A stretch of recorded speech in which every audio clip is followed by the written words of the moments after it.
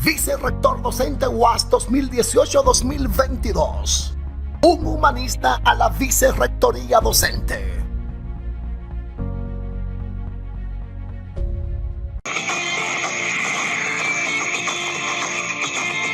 Estamos en la sección de análisis en Contrapunto y tengo el honor esta vez de compartir con los señores Juan de la Cruz, profesor de Historia de la Universidad Autónoma de Santo Domingo, a mi derecha, y el señor Juan Francisco Viloria, sociólogo y docente en la Autónoma de Santo Domingo. Muchas gracias por su recepción a nuestra invitación. Un placer de estar aquí contigo. Para nosotros igual.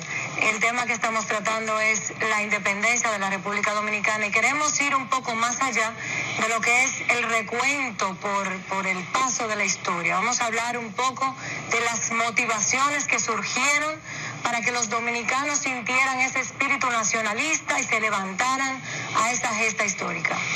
Señor Juan. Sí, es muy importante ahondar en esos aspectos que casi nunca se tocan. Decir que está muy relacionado con las medidas adoptadas por el presidente haitiano Jean-Pierre Boyer. Medidas que están relacionadas tanto con lo político como con lo económico.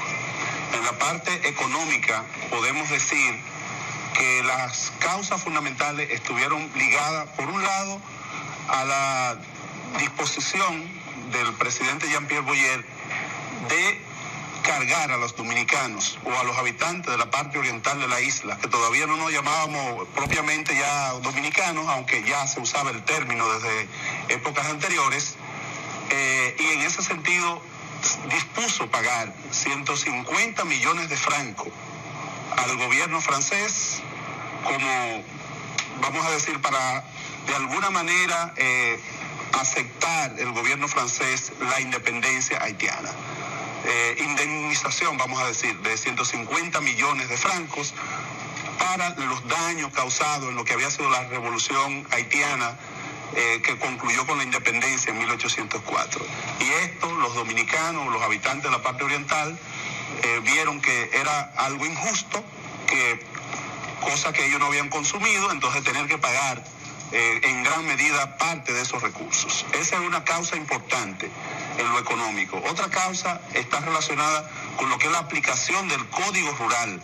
En 1826 se promulgó este código y eso obligaba a los habitantes de esta parte, al igual que lo de la parte occidental, a trabajar de manera, vamos a decir, en horarios muy extendidos, e incluso impedía que los dominicanos que estaban acostumbrados a lo que eran las fiestas, después del horario de trabajo y demás, le estaba prohibido por ese código.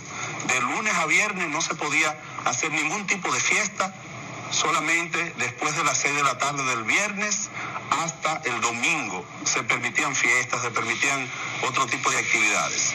Entonces, además de la prohibición del juego de gallo, que era una especie de entretenimiento nacional en esta parte de la isla. Esa y otras medidas de corte incluso cultural, como la aplicación con carácter obligatorio del idioma francés, que se puso como el idioma oficial, relegando el idioma español a un segundo plano, o prácticamente desterrándolo de lo que es el terreno oficial, contribuye en gran medida a que los dominicanos sientan la necesidad de tener una república propia. Y es ahí entonces donde Duarte, que regresa del exterior con un conjunto de informaciones y con una formación, vamos a decir, bastante sólida, con ideas ya ilustradas, con ideas liberales, con una visión de, vamos a decir, municipalista, de que el municipio era una vía importante de ejercicio del poder. Todo esto lleva entonces a Duarte, junto a varios de sus jóvenes amigos, a constituir la Sociedad Secreta La Trinitaria el 16 de julio de 1838.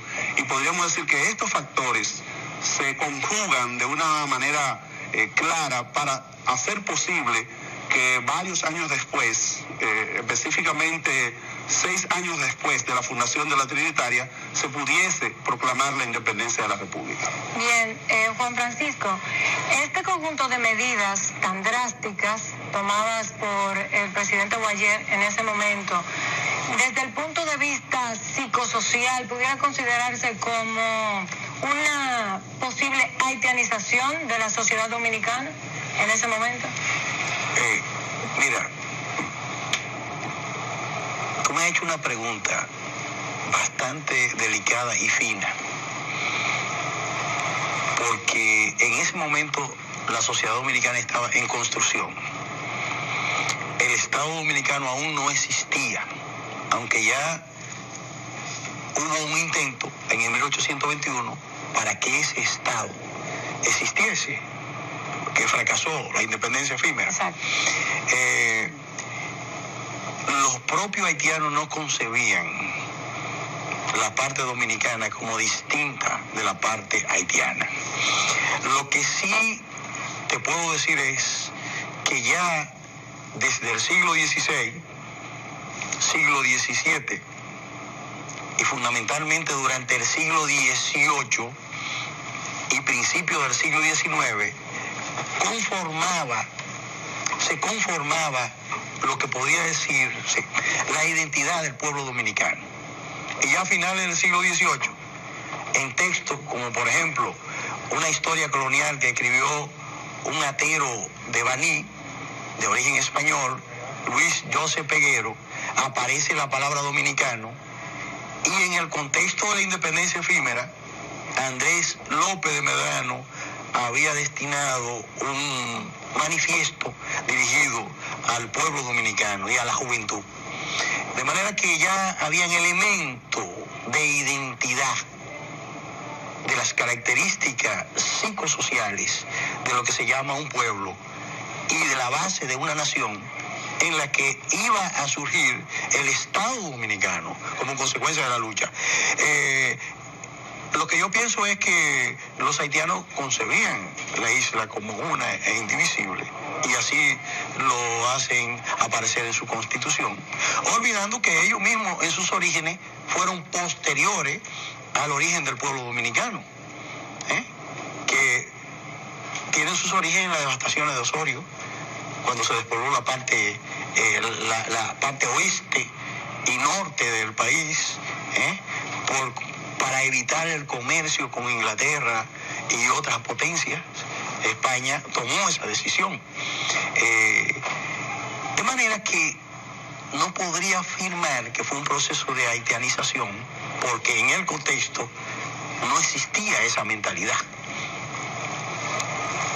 Y esa concepción de que la isla es única e indivisible por parte de los haitianos en aquel momento, y que forma parte de uno de los grandes temores que expresa la sociedad dominicana en colectivo día a día, ¿ustedes creen que es una herencia en el presente?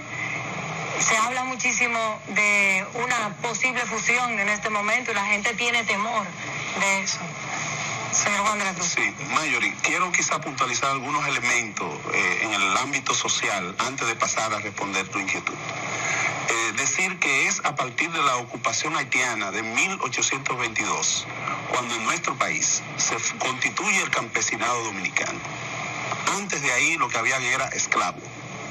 Antes de la disposición de Boyer de abolir la esclavitud formalmente, lo que teníamos eran esclavos en condiciones patriarcales y semipatriarcales, es decir, donde los dueños de los hatos ganaderos y los peones agrícolas o los esclavos convivían, pero había una cierta diferenciación social, pero los esclavos no tenían propiedad de la tierra. Entonces, a partir de las medidas adoptadas por Jean-Pierre Boyer de otorgar a los antiguos esclavos tierra, tareas de 70 a 100 tareas de tierra, eso permite que surja el campesinado dominicano, que posteriormente se constituiría de manera mucho más profunda, mucho más amplia, una vez se produce la independencia de la República. Pero además, en ese contexto, también surge una clase media vinculada al comercio, mediana y grande. Esa clase comercial, por ejemplo, que estaba constituido por pequeños y medianos comerciantes, una, y otra por grandes importadores, otra, facilitan el surgimiento de una clase media importante, que es a la que pertenece Juan Pablo Duarte, su padre, Juan José Duarte, y otras personas que se dedicaban al comercio en esa época. lo que se evidencia en lo que son las patentes autorizadas por el Estado haitiano primero y luego por el Estado naciente de la República Dominicana, que en 1845 indicaba cuáles eran los negocios que estaban hábiles para funcionar principalmente en la ciudad de Santo Domingo, no así en otros lugares del país. O sea, lo que deja ver claramente entonces que el campesinado como tal se constituye en medio de lo que son esas medidas de abolición de la esclavitud de Jean-Pierre Boyer, y luego con lo que son las medidas posteriores adoptadas por el Estado Dominicano naciente, y lo que es el surgimiento también de una clase media importante, que es la que le hace la oposición al gobierno haitiano de Jean-Pierre Boyer. Eso, por lo menos, puntualizar esos aspectos. En lo que tiene que ver con esta parte de la visión que tenía, en este caso, Toussaint Louverture, y que le continuó el señor Jean-Pierre Boyer, tiene que ver fundamentalmente con, en principio, una amenaza de parte de dos potencias. Una amenaza posible de Francia, que tenía todavía estaba pendiente de este territorio, en virtud de lo que era el Tratado de Basilea de 1795. Estaba pendiente, quería probablemente volver, aunque había sido derrotado en lo que había sido la Guerra de la Reconquista, encabezada por Juan Sánchez Ramírez. Tenían los haitianos ese temor de que ellos quisieran recuperar la isla completa, e incluso la parte que ellos ocupaban. Y por el otro lado, hay otro aspecto no menos importante, además de esa parte, que es la amenaza también de España, como antigua propietaria completa de la isla, y que todavía tenía posesiones esclavistas en dos importantes colonias del Caribe, como eran Cuba y Puerto Rico. Entonces tenían el temor de que pudiesen también querer ocupar la parte oriental y desde aquí hacerle la guerra a ellos y volver a restablecer la esclavitud. Más bien ellos consideraban que la parte oriental era el punto débil por el que podían intervenir. Volver a exacto. Y en ese sentido, para dejar claro esta parte que estoy afirmando, sin lugar a dudas que esos no eran temores vanos. Si vemos posteriormente el hecho de que España ocupó con la anuencia y con la búsqueda de Pedro Santana esta parte de la isla, y por eso los haitianos le dieron todo el apoyo a los revolucionarios dominicanos de la Restauración, que justamente en el caso de Sánchez viene justamente desde Haití entre julio de 1861, y es justamente fusilado en San Juan de la Maguana en ese intento de venir por Haití. Y lo propio harían los restauradores por la parte norte, en lo que hoy es, podríamos decir, Capotillo, la zona de Loma de Cabrera y Capotillo, que justamente colindan ahí con Haití. Entonces desde Haití fue que vinieron los revolucionarios dominicanos, y por eso el gran apoyo que Fabre Yefral, un presidente de corte liberal en Haití, le da a los dominicanos, e incluso lanza varias proclamas acusando a España de ser un país esclavista y que quería restablecer la esclavitud en toda la isla. Eso nos da entonces a nosotros la idea de la inquietud que tenían los haitianos de no querer volver a la esclavitud. Pero si eso, que era una situación legítima, después se convirtió en una ambición desmedida de parte del presidente haitiano Jean-Pierre Boyer y de quien le siguió Charles Herald. O sea, se vio después que esa parte, que en principio podía verse como legítima, después se convirtió en una situación inmanejable por ellos mismos, otorgándole territorio, tierra, a antiguos militares que les sirvieron, y generando una situación incluso de opresión hacia los habitantes de esta parte de la isla. Mira, en lo que tú dices, y es así en la historia, hay un aspecto fundamental, y es que los acontecimientos históricos no se dan aislados, se dan en un contexto histórico, económico, social y geopolítico. Ahí la geopolítica venía presionando la lucha intercapitalista a nivel internacional, que tenían como centro el Caribe y esta isla fundamentalmente, dado el carácter de la revolución haitiana, que incluso llegó a derrotar al ejército napoleónico. Tratado de Ryswick, Tratado de Basilea, ya de hecho dejaban esto como una posesión francesa, y al los haitianos derrotar a los franceses, ¿verdad? Y fundar su estado, de alguna manera quedaba en su mentalidad que todo el territorio le correspondía, y además debían de resguardarlo por cualquier intento de España, fundamentalmente, y de cualquier otra potencia, de tomar la isla completa. Entonces, eso es una razón. La otra razón es que, Juan lo destaca, el código rural vino a dinamizar la economía dominicana y creó la base de un mercado interno y de un incipiente mercado externo en el país, que iba a ser caldo de cultivo para las ideas independentistas en el país. Eso por un lado. Por otro lado, hay que recordar que uno de los errores que se le señala a Núñez de Cáceres con la independencia efímera fue que no dio el paso para la abolición formal de la esclavitud. Si bien es cierto que en esta parte de la isla no existía una esclavitud al estilo haitiano.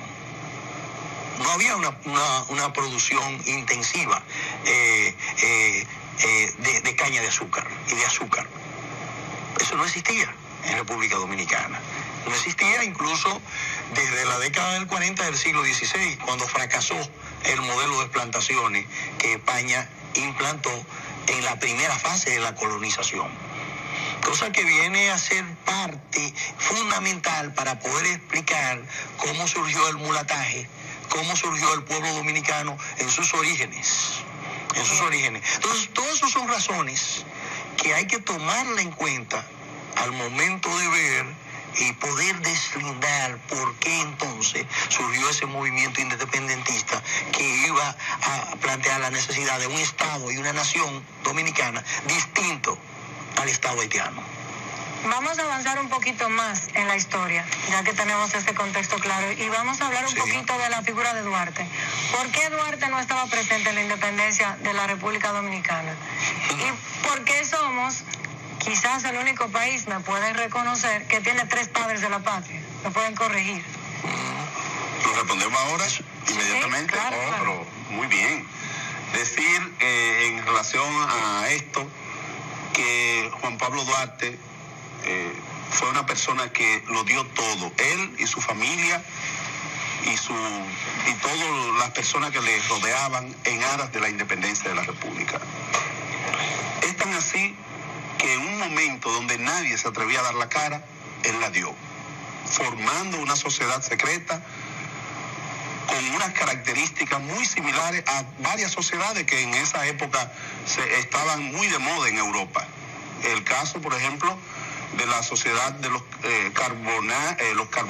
carbonaros en Italia, que tenía características muy similares, y la sociedad de los numantinos, que el poeta español José Espronceda había fundado por hacia el año 1823. Que era la sociedad masónica. En España, y que fue deportado ese poeta antes de la llegada de Duarte a Barcelona. Había sido deportado José Espronceda justamente porque se detectó esta sociedad secreta, y Duarte debió tanto de la poética de José Espronceda, que vemos sus versos y vemos lo de José Espronceda, y hay muchas similitudes, o sea, una gran influencia romántica, y vemos el romántico, ambos, y de alguna manera cuando regresa a nuestro país, influido por estas ideas y por esta sociedad secreta, funda esta sociedad secreta. La noche del 27 de febrero de 1844. ¿Por qué Duarte no estuvo? Por haber sido perseguido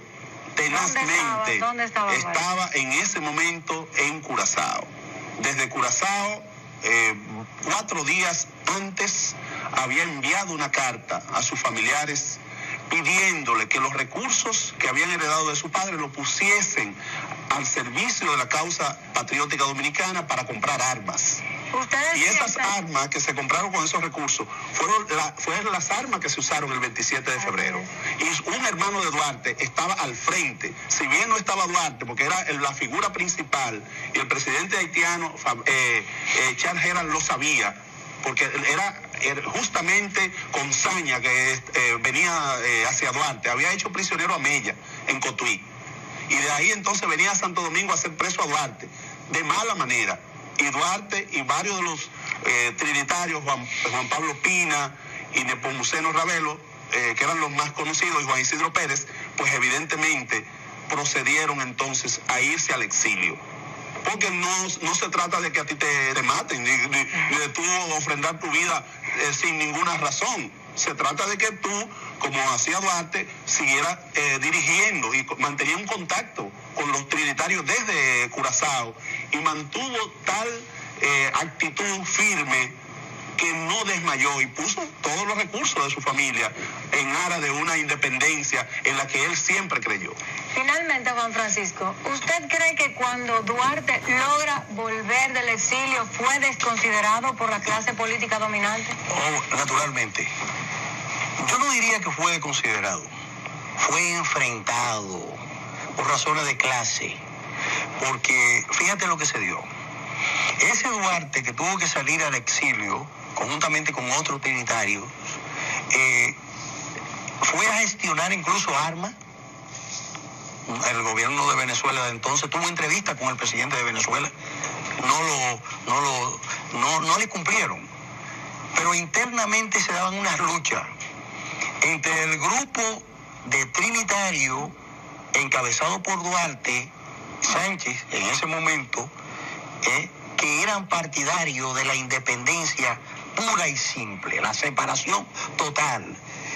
El grupo Báez y de Bobadilla, que eran partidarios de la separación de Haití y al mismo tiempo el protectorado francés, que era un grupo conservador, independentista pero conservador a la vez. Entonces ya ese grupo se aprestaba, encabezado por Bobadilla, a hacer el proceso de independencia. Entonces los trinitarios, independentistas, nacionalistas, liberales, trinitarios, duartistas, se vieron obligados a adelantar el proceso. Además que las armas que le había prometido el gobierno español, venezolano, no le fueron entregadas, precisamente de un lugarteniente de Bolívar. Recuerda que Bolívar había sido muy ayudado, una alianza con el gobierno haitiano, de Petión, la revolución haitiana. Entonces esos elementos de alguna manera influyeron para que Duarte no estuviese en el país y para que hubiese que adelantar el proceso de independencia. Pero lo que sí es un hecho, que ese proceso de independencia nacional, sin enajenar el territorio a ninguna potencia extranjera, quien lo ideó y lo mantuvo hasta el final fue Duarte. Y por eso hoy nosotros gozamos de independencia. Fíjate que el otro sector, atero, maderero, al final extrañó, enajenó, entregó la independencia a España con la anexión. Y el pueblo dominicano fue capaz, con la silla de Duarte, de otra vez reconquistar ese proceso. Sin dudas, con la intervención de nuestros invitados en esta sección de análisis, reivindicamos la figura de Duarte, que muchas veces ha resultado cuestionada. Agradecemos la presencia de ustedes, Juan de la Cruz y Juan Francisco Viloria, en esta sección de análisis de Contrapunto. Y usted, amigo televidente, continúe con nosotros tras una breve pausa. Juan de la Cruz, vicerrector docente UAS 2018-2022. Un humanista a la vicerrectoría docente.